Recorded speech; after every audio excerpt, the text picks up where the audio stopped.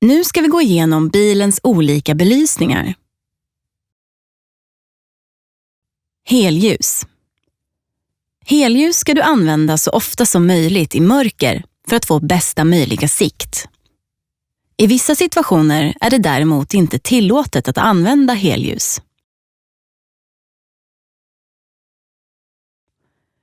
Helljus får inte användas för tillfredsställande belysning.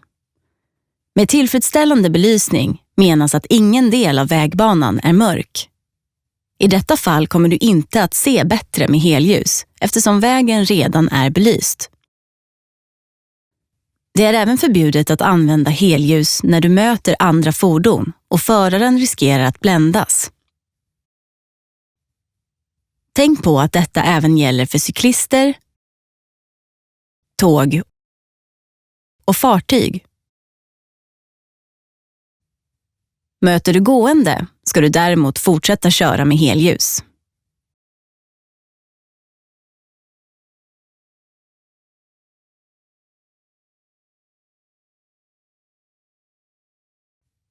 Du ska inte använda helljus när du kör nära bakom ett annat fordon eftersom föraren då kan bländas genom backspegeln.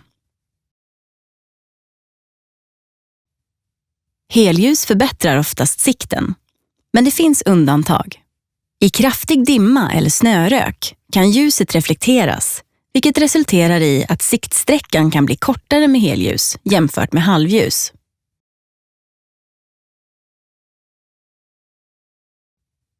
I den här situationen är halvljuset tänt och vi befinner oss på en mörk landsväg.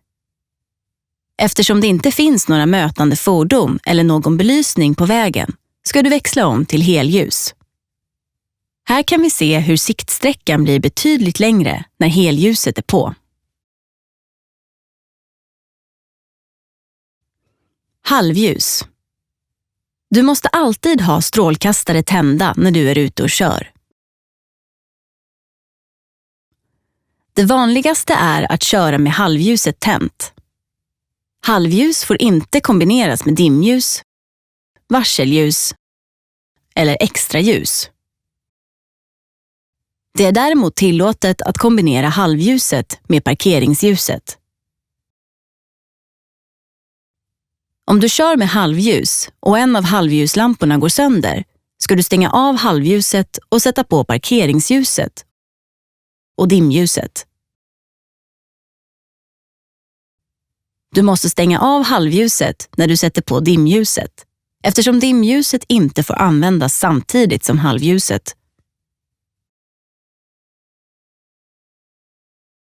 Ladda ner Trafiko-appen. I appen finns all teori och du kan boka handledarkursen, riskettan och risktvåan. Klicka på länken i beskrivningen.